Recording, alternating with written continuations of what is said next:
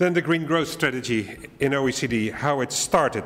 The interesting thing is that it's requested by the Ministers of Finance, Economy and Trade.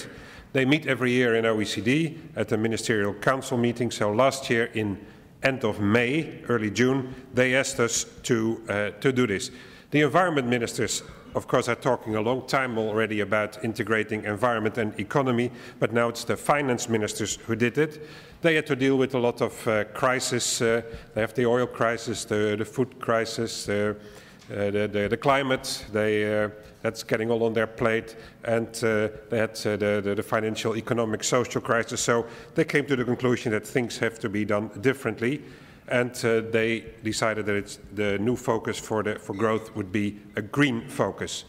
And I mentioned it's a horizontal project. OECD has 25 committees that covers different policy areas of countries, and all committees are involved. So it's not an environment project. It's really a horizontal project: agriculture, economy, etc. Also, our sister organization, the International Environment Agency, is involved. There are 2 deliverables: an interim report, which we'll deliver to our meeting of finance ministers 27-28 May, and I'll talk a little bit about that. That's an interim report. We have some highlights. We haven't finished all the work. We make a synthesis report that's for them by their meeting in 2011. So I will not cover everything. There will be holes in what I will be saying, but that's because we have not dealt with everything, but I'll try to give you the highlights. So what are we trying to do? We're trying to do something very practical. We come up with a toolkit trying to overcome the barriers to green growth. There are a lot. There are things like environmentally harmful subsidies for agriculture, for fisheries, but also for fossil fuels, and I'll come back to that, and removal of barriers to trade in green goods and services, etc. Also, what can you do to enable an efficient shift to green growth in terms of green taxes, market-based instruments, but also regulations and supporting research and development, as was mentioned by the previous speaker, and in the research and development in a green direction. Voluntary agreements, all these instruments are needed. And what is very important is managing the transition. If you cannot manage the transition in the short term, you will get nowhere. What are the important things in the transition? The jobs, new skills, and industrial restructuring, and also, for political reasons, distributional effects. Who are the winners and the losers, and then don't they end up in the sort of the low-income categories? You need also a new framework for accounting, not only GDP, but other things also. You need new indicators to measure what you're doing. If you have policies and you cannot measure the outcomes, it's difficult to see if you're in the right direction. And since economies are globalized, you need also international cooperation for financing, for instance, how to deal with the deterioration of public goods, the mechanism to finance what to deal with climate change, how to deal with biodiversity loss. Also competitiveness effects, always when one country moves in a certain direction. For instance, in climate change, there are competitiveness issues. You get border tax adjustment and that kind of things. Green technologies are developed in most of the time in OECD countries, but they need to be transferred to other parts of the world, and we need to make sure that green growth is also pro-poor growth.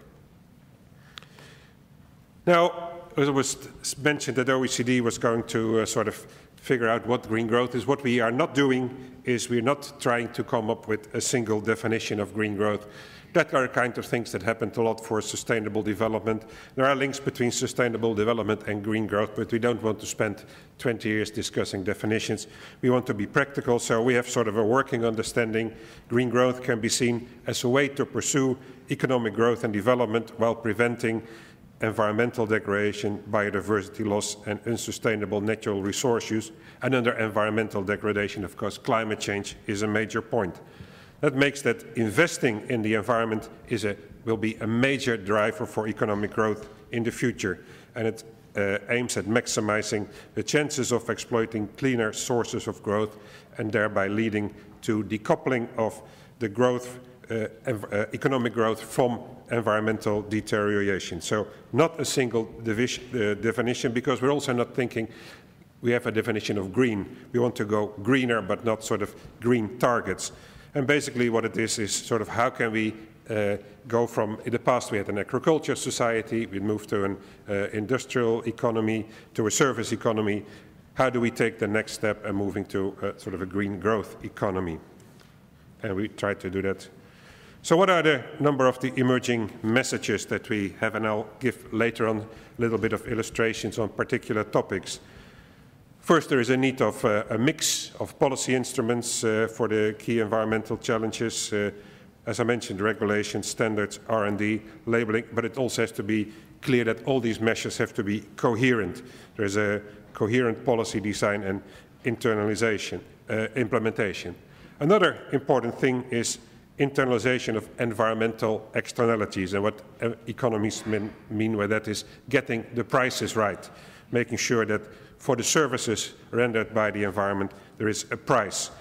It's not sufficient to only get the prices right, because the market will not do everything, but it's a good basis, and we need to get a good transition and again create incentives for eco-innovation, sort of to internalize the positive knowledge spillovers.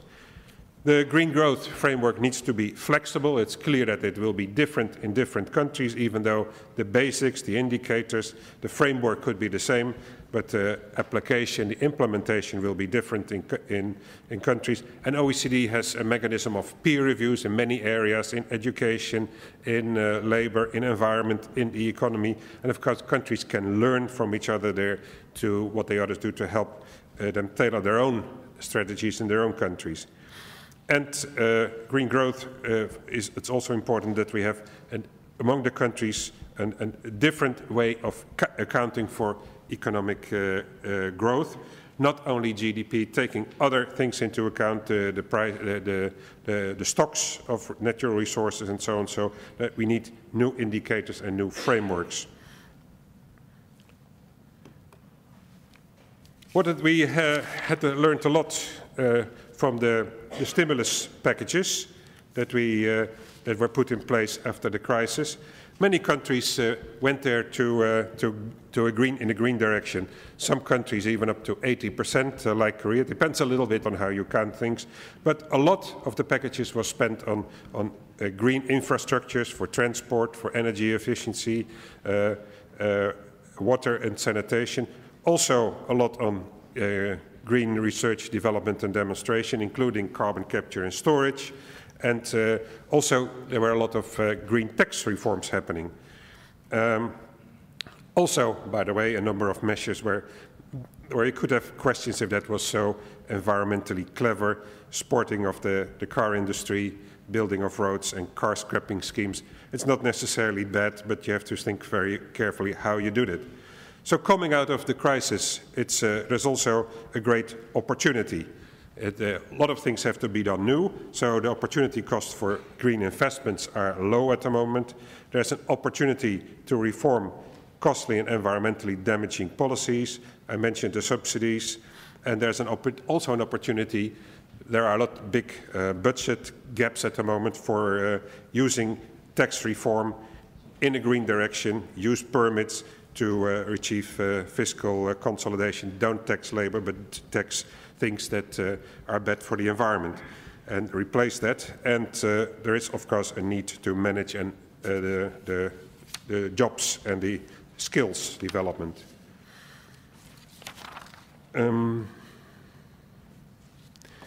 mentioned the jobs. That is one of the main concerns, the concerns of politicians: employment, fiscal consolidation at the moment. So jobs is an important part, especially for the transition. You need the stimulus packages have a significant short-term positive impact on the employment, but we're not so sure about what is done in the packages that will also have a long-term effect.